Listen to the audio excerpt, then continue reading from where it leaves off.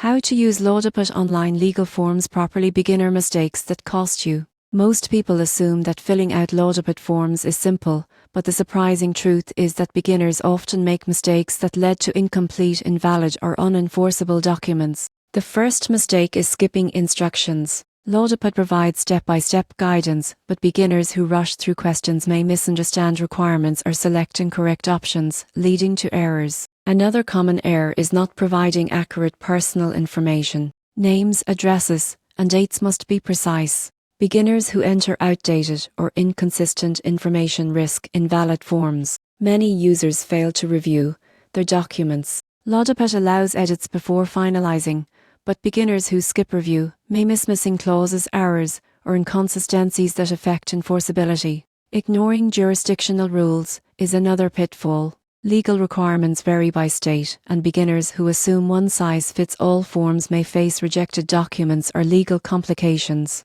Always select the correct state and review local rules. Finally, some users treat LawDepot forms as substitutes for professional advice. While suitable for simple contracts, wills, and agreements, complex situations may require a lawyer's review.